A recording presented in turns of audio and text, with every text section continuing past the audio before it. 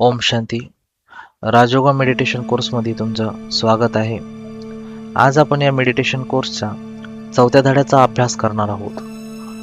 यामध्ये प्रामुख्याने आपण सृष्टीचक्र व मनुष्याच्या पृथ्वीच्या ज्या स्थापनेपासून तर ते अंतापर्यंत होणारे संपूर्ण 84 जन्माची कहाणी या ठिकाणी पाहणार आहोत. चला तर आपण आपल्या पाठाला सुरुवात करूया. सृष्टीचक्र. या पृथ्वीवरती जसे की ऋतूचे चक्र आहे, उन्हाळा, पावसाळा, हिवाळा, आणि हे चक्र फिरतच असते. त्याचप्रमाणे पृथ्वीची स्थापना झाल्याच्या नंतर 5000 वर्षाच्या काळानंतर पृथ्वीचा विनाश हा होतो. मग पृथ्वीची स्थापना ते विनाश हा जो काही 5000 वर्षाचा काळ आहे, तर तो काळ समान 4 टप्प्यामध्ये अनुक्रमे विभागलेला आहे. तर तो पुढील प्रमाणे आहे. सतयुग, त्रेतायुग, द्वापरयुग आणि कलियुग असे हे 5000 वर्षाचे 4 समान टप्पे आहेत आणि प्रत्येक टप्पा हा 1250 वर्षाचा आहे. तर हे जे 4 टप्पे आहेत अनुक्रमे ते फिरत असतात. सतयुग, त्रेतायुग, द्वापरयुग, कलियुग, आणि मग याच्यानंतर परत सतयुग, त्रेतायुग, द्वापर, कलियुग असं हे चक्र फिरत असतं. मग या ठिकाणी एक छोटंसं संगमयुग दाखवलेलं आहे. कलियुगामध्ये खूप जास्त दुःख असते, तर सतयुगामध्ये खूप जास्त सुख असते. कलियुगाच्या शेवटची काही वर्ष व सतयुगाच्या सुरुवातीची काही वर्ष असं हे 100 वर्षाचं मिळून संगमयुग बनत असतं. तर ह्या संगमयुगावरती स्वयं ईश्वर, गॉड, अल्लाह, फादर, शिव, ज्यांना आपण वेगवेगळ्या नावाने हाक मारतो, तरी असे हे आपले परमपिता परमात्मा या संगमयुगावरती येऊन या पृथ्वीचे आधी मध्य अंताचे ज्ञान हे आपल्याला देत असतात. ह्या सतयुग आणि त्रेतायुगामध्ये म्हणजेच 2500 वर्षाच्या या काळामध्ये या पृथ्वीवरती स्वर्ग होता. आणि हा स्वर्गाचा कालावधी आहे, कारण हे चक्र फिरतच असतं होता आणि परत पुढच्या चक्रामध्ये देखील सतयुग त्रेतायुगामध्ये स्वर्ग असेल.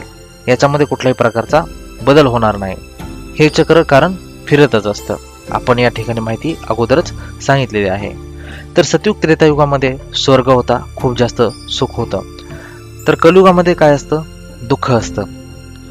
कारण मनुष्य हा काम, क्रोध, लोभ, मोह, अहंकार या वाईट गोष्टीच्या वशीभूत झालेला असतो. म्हणून ह्या कलियुगामध्ये काय असतं?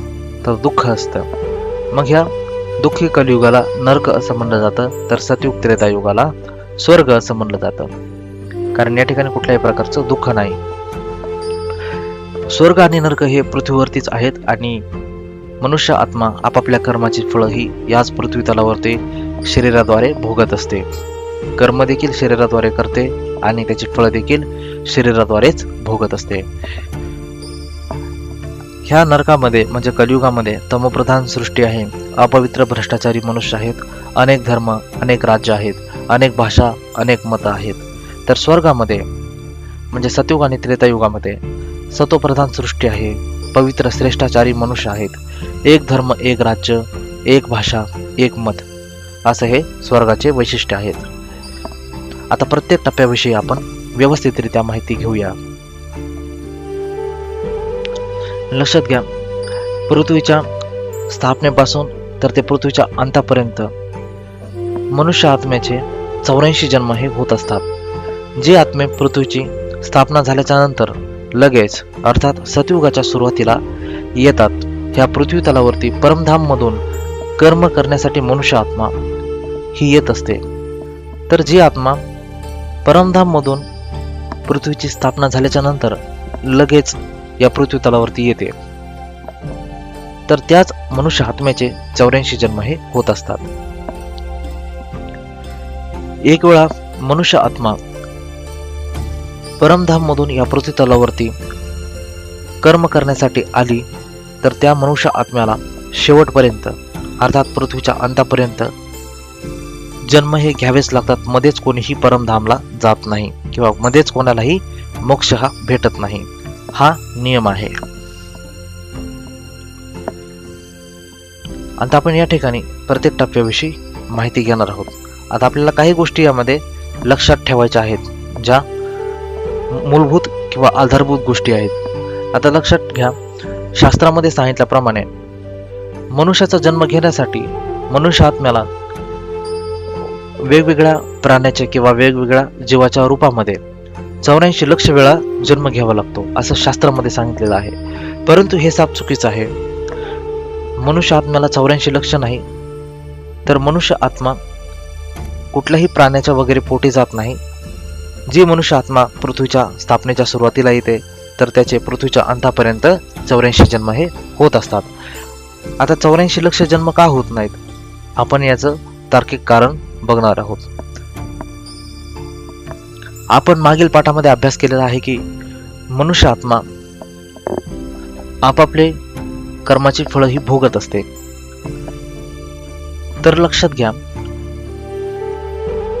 अनेक शास्त्रामध्ये सांगितल्याप्रमाणे जर मनुष्याने वाईट कर्म केली तर मनुष्याला वाईट प्राण्याच्या पोटी जावे लागते आणि त्याला त्याच्या बेकार कर्माची फळं ही भोगावी लागतात. पण जर असे असते तर मनुष्य आत्मा आपापल्या बेकार कर्माची फळं ही त्या वाईट प्राण्याच्या पोटी जाऊन भोगेल आणि मग त्याच्या वाईट कर्माचा जो काही हिसाब किताब आहे तर तो पूर्णपणे चुकवला जाईल. मग त्याच्या वाईट कर्माची फळं ही पूर्ण होतील. वाईट प्राण्याच्या पोटी जन्म घेतल्याच्या नंतर त्याच्या वाईट कर्माची फळं जे भोगण्याचं आहे तर ते पूर्ण होईल. मग इतर जीवाच्या पोटी जन्म घेतल्याच्या नंतर मग 84 लक्ष वेळा जन्म झाल्याच्या नंतर मनुष्य आत्म्याचा जन्म भेटणार आहे. मनुष्याच्या रूपामध्ये ती जन्म घेणार आहे. मग मनुष्याच्या रूपामध्ये जन्म घेतल्याच्या नंतर त्या मनुष्य आत्म्याला सर्व काही सुखसोयी प्राप्त पाहिजे. त्याला कुठल्याही प्रकारचे दुःख नकोय, त्याला कुठल्याही प्रकारचे आजार नकोय. कारण आजारपण किंवा कुठल्याही गोष्टीची कमतरता ह्या गोष्टी दुःख देतात. मग हे दुःख जे आहे तर मनुष्य आत्मा मग कशामुळे भोगते? कारण मनुष्याला वाईट कर्माची फळं ही प्राण्याच्या पोटी जाऊन भोगायची आहेत शास्त्रामध्ये सांगितल्याप्रमाणे. मग मनुष्याच्या रूपामध्ये जन्म घातल्याच्या नंतर परत मग मनुष्याला दुःख जन्मता का लाभते? तर याचं उत्तर आहे की मनुष्य आत्मा ही मनुष्याच्याच पोटी जाते आणि आपापल्या कर्माची फळं ही मनुष्याच्याच रूपामध्येही भोगत असते. या शरीराद्वारेच मनुष्य आत्मा भोगत असते. मनुष्य आत्मा कुठल्याही प्राण्याच्या पोटी जात नाही. एक शरीर सोडून मनुष्य आत्मा दुसरं शरीर ही घेत असते, सोबत पाप पुण्यही घेऊन जात असते. त्याचप्रमाणे स्वतःचे स्वभाव संस्कार देखील ती घेऊन जात असते. अशा प्रकारे मनुष्य आत्मा ही मनुष्याच्याच पोटी जाते व जे मनुष्य आत्मे या पृथ्वीच्या स्थापनेच्या सुरुवातीला लगेच या पृथ्वी तलावरती येतात तेच मनुष्य आत्मे या पृथ्वीच्या अंतापर्यंत 84 जन्म हे घेत असतात. सर्व मनुष्य आत्म्याचे 84 जन्म हे होत नाहीत. कारण स्थापनेपासून तर ते अंतापर्यंतचा जो काळ आहे तर तो 5000 वर्षाचा आहे. आता लक्षात घ्या, सतयुग आणि त्रेतायुग या दोन्ही युगामध्ये स्वर्ग आहे. मग आता या स्वर्गामध्ये जन्म कोण घेतं? आता एक गोष्ट आपल्याला लक्षात घ्यायची की पृथ्वी स्थापना झाल्याच्या नंतर पृथ्वी ही खूप जास्त पवित्र असते. मग लक्षात घ्या, पृथ्वीची स्थापना झाल्याच्या नंतर लगेच सतयुग सुरुवात होते. आता सतयुगाची सुरुवात झाल्याच्या नंतर 9 लाख मनुष्य आत्मे या पृथ्वी तलावरती येतात. कारण सतयुगाच्या सुरुवातीला लोकसंख्या किती असते? 9 लाख एवढी असते. मग हेच मनुष्य आत्मे शेवटपर्यंत या पृथ्वीच्या अंतापर्यंत 84 जन्म हे घेत असतात. पण ह्यामध्ये म्हणजे सतयुगामध्ये कोण जन्म घेतं? कारण हे जे सतयुग आहे यामध्ये पूर्णपणे सुख आहे. या ठिकाणी लक्ष्मी आणि नारायणाचं राज्य आहे, देवी देवता धर्म आहे आणि 16 कला संपूर्ण असे हे देवी देवता आहेत. अर्थात मनुष्य आत्मे या ठिकाणी देवी देवता पदाला प्राप्त झालेले आहेत. मग हे मनुष्य आत्मे कोण जन्म घेतात? तर ह्या संगम युगावरती ईश्वर ज्ञान हे देत असतो. मग ह्या ईश्वरीय ज्ञानावरती चालून जे मनुष्य आत्मे स्वतःतले दुर्गुण काढतात, सद्गुण भरतात, त्याचप्रमाणे ईश्वरीय सेवा करतात, अर्थात पुरुषार्थ करतात. तर यशस्वीरित्या जी लोक स्वतःमधले दुर्गुण काढतात तीच लोक ह्या सतयुगामध्ये जन्म घेत असतात. यशस्वीरित्या जी लोक ईश्वरीय ज्ञानामध्ये चालतात तीच लोक ह्या सतयुगामध्ये जन्म हे घेत असतात. मग जे मनुष्य आत्मे सतयुगाच्या सुरुवातीला जन्म घेतील तर ते सतयुगाच्या सुरुवातीपासून ते सतयुगाच्या शेवटपर्यंत त्यांचे 8 जन्म हे होत असतात. आपण एक नियम सांगितलेला आहे की एकदा परमधाममधून आत्मा पृथ्वी तलावरती आली तर त्या आत्म्याला या पृथ्वीच्या अंतापर्यंत त्याला जन्म हे घ्यावे लागत असतात. तर अशा प्रकारे हे सतयुग आहे. या ठिकाणी लक्ष्मीनारायणाचं राज्य आहे. याला गोल्डन एज असं देखील म्हणलं जातं. या ठिकाणी कुठल्याही प्रकारचं दुःख नसतं, कारण त्यांना माहित असते की आपण एक आत्मा आहोत, शरीर नाही. आणि आत्मा जसं की प्रत्येक गोष्टीला एक्सपायरी डेट असते, म्हणजे प्रत्येक गोष्ट काही काळानंतर खराब होणार असते, तसंच हे पंचतत्वाचं शरीर ही काही काळाच्या नंतर खराब होणार असतं. ही गोष्ट त्यांना माहीत असते. आपण एक आत्मा आहोत, आपण शरीर नाही. त्यामुळे हे शरीर वृद्ध झाल्याच्या नंतर सतयुगामध्ये कोणी पहिली गोष्ट वृद्ध होत नाही, पण काही काळाच्या नंतर आत्म्याला शरीर हे सोडावं लागत असतं. आत्मा शरीराच्या बाहेर निघून जात असते. आजच्या काळामध्ये आपण म्हणतो की मृत्यू होतो, परंतु त्या ठिकाणी शरीर सोडणे असं म्हणलं जातं. तर मग आत्मा ज्यावेळी शरीर सोडते तर कोणालाही दुःख होत नाही, उलट आनंदाने त्या ठिकाणी शरीर सोडतात. आणि आनंद हा कशाचा असतो, तर परत मला बालकाच्या रूपामध्ये जन्म भेटणार आहे याची त्यांना जाणीव असते. तर अशा प्रकारे हे सतयुग आहे. या ठिकाणी कुठल्याही प्रकारचं दुःख नसतं. मग या सतयुगाच्या नंतर येतं त्रेतायुग.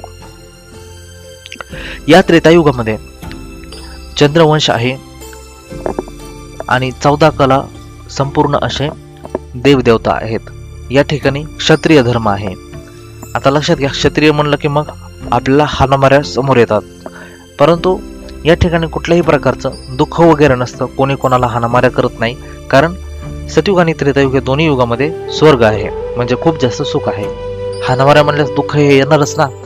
मग हे क्षत्रिय धर्म किंवा रामसीतेच्या ह्या ज्या राज्यामध्ये आहे जो काही क्षत्रिय धर्म, तर ह्या क्षत्रिय धर्माचा अर्थ काय, चला तर आपण येथे पाहूया. लक्षात घ्या, ह्या त्रेतायुगामध्ये कोण जन्म घेतं, तर ह्या संगमयुगावरती जे मनुष्य आत्मे स्वतःमधले दुर्गुण काढण्यासाठी नेहमीच युद्ध करतात, अर्थात सहजासहजी ते दुर्गुण स्वतःमधले काढून टाकू शकत नाहीत, त्याचप्रमाणे पुरुषार्थ देखील ते करतात, अर्थात ईश्वरी सेवा देखील करतात. मग हे युद्ध म्हणजे नेमकं काय, तर स्वतःच्या दुर्गुणाशी ते युद्ध करत असतात. कायम युद्धाची स्थिती असते. ते सहजासहजी स्वतःमधले काढून टाकू शकत नाहीत. म्हणजे काही प्रमाणामध्ये दुर्गुण काढण्यात यशस्वी होतात, तर काही प्रमाणामध्ये ते अयशस्वी होतात. तर असे हे मनुष्य आत्मे जे की ईश्वरी ज्ञानामध्ये चाललेले आहेत, काही प्रमाणामध्ये यशस्वी, काही प्रमाणामध्ये अयशस्वी, तर हेच मनुष्य आत्मे या त्रेतायुगामध्ये जन्म हे घेत असतात. मग आपण एक नियम सांगितलेला आहे की एकदा पृथ्वी तलावरती आत्मा आली तर त्या पृथ्वीच्या अंतापर्यंत त्या मनुष्य आत्म्याला जन्म हे घ्यावेच लागतात. मग या सतयुगामध्ये ज्यांनी जन्म घेतलेला आहे, ऑब्विसली ते पुढे ह्या त्रेतायुगामध्ये देखील येणारच आहेत.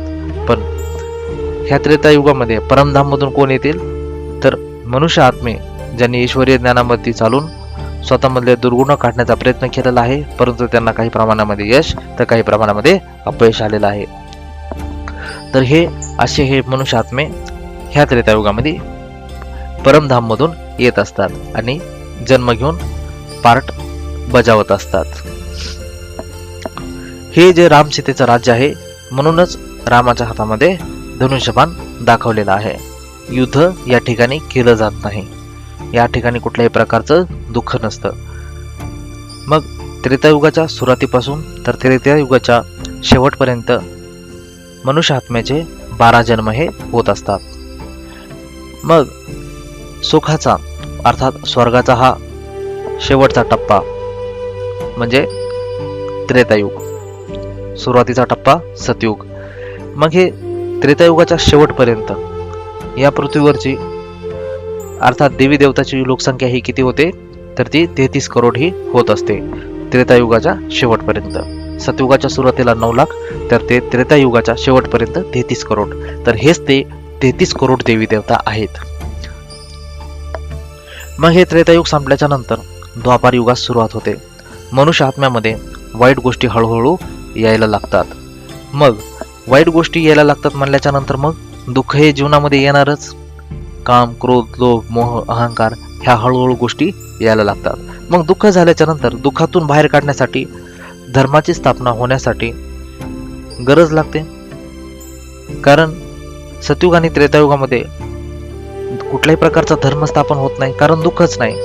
मग आता धर्म स्थापन होण्याची गरज केव्हा लागते, तर ज्यावेळेस मनुष्याच्या जीवनामध्ये दुःख हे निर्माण होईल. मग सतयुग आणि त्रेतायुगामध्ये कुठल्याच प्रकारचं दुःख नाही, त्यामुळे ते कुठल्याही प्रकारची भक्ती करत नाही, ते स्वतःच देवी देवता आहेत. मनुष्य आत्म्याला ईश्वर तेव्हाच आठवतो ज्यावेळेस मनुष्य आत्म्याला दुःख हे होत असतं. मग आता ह्या द्वापार युगापासून मनुष्य आत्म्यामध्ये हळूहळू वाईट गोष्टी येतात, अर्थात दुःखाला सुरुवात होते. मग धर्म स्थापन व्हायला याच युगापासून सुरुवात होत असते. जसे की जैन, बौद्ध, शीख अनेक धर्म आहेत, इस्लाम आहे, ख्रिश्चन आहे, अनेक धर्म म्हणजे धर्म स्थापनेला सुरुवात ही या द्वापार युगापासून होत असते. सर्व धर्म हे चांगलेच आहेत, कुठलाही धर्म बेकार नाही. आजच्या काळामध्ये ज्या काही धर्मामध्ये वाईट गोष्टी आहेत, अंधश्रद्धा आहेत, तर त्या लोकांनी टाकलेल्या आहेत. त्याचप्रमाणे काळाच्या ओघामध्ये त्याच्यामध्ये अंधश्रद्धा आलेल्या आहेत. हे धर्म आपल्याला मार्गदर्शन देण्यासाठी, जीवनातील दुःखाला काढून टाकण्यासाठी या पृथ्वी तलावरती धर्म स्थापन झालेले होते. तर हे धर्म स्थापनेचं युग म्हणजे द्वापर युग आहे. इथूनच सुरुवात होत असते. आता ह्या द्वापार युगामध्ये मनुष्य आत्म्यामध्ये 8 कला असतात. आता ही भक्ती देखील याच ठिकाणी मनुष्य आत्मे करायला लागतात. पण ही भक्ती कशी असते, तर ही सत्वप्रधान भक्ती असते. या चित्रामध्ये दाखवलेलं आहे राजा विक्रमादित्य शिवलिंगावरती जल टाकत आहे बघा. तर हे भारत या नावाच्या शेजारी राजा विक्रमादित्य दाखवलेला आहे. तर एक प्रतीक दाखवलेलं आहे की भक्तीला सुरुवात ही याच ठिकाणी होत असते. आता लक्षात घ्या, प्रत्येक युग हे 1250 वर्षाचं आहे. मग हे द्वापर युग देखील 1250 वर्षाचंच आहे.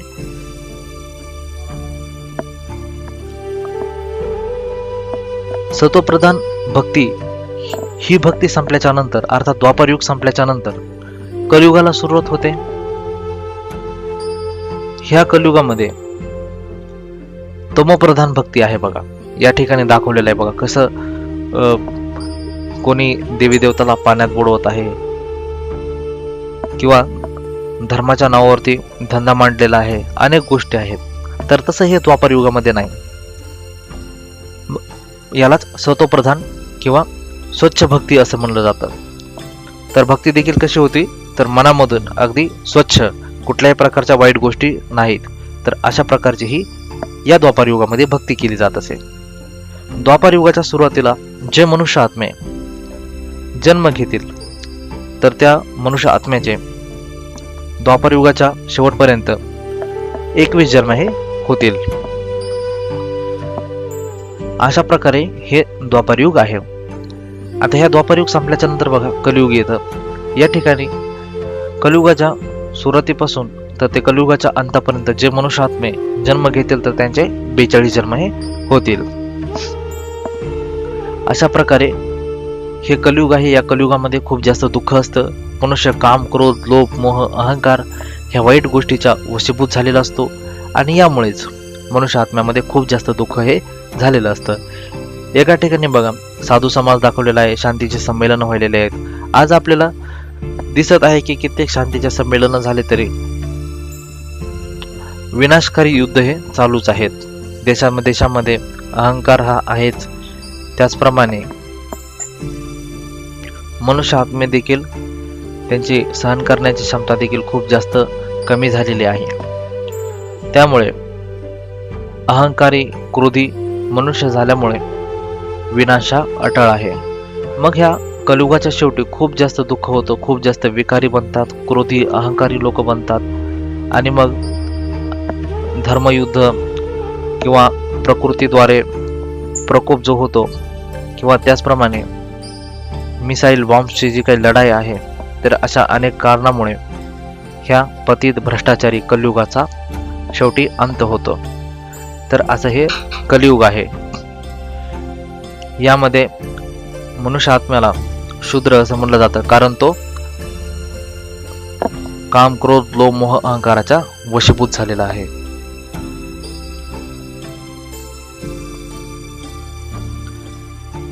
आता लक्षात घ्या, एक गोष्ट आपल्याला या ठिकाणी पाहायची आहे की आयुष्य सतयुगामध्ये मनुष्य आत्म्याचे आयुष्य हे 150 वर्ष इतके असते. आणि हे आयुष्य म्हणजे परफेक्ट आयुष्य नाही, तर हे एक ॲव्हरेज म्हणजे सरासरी आयुष्य आहे.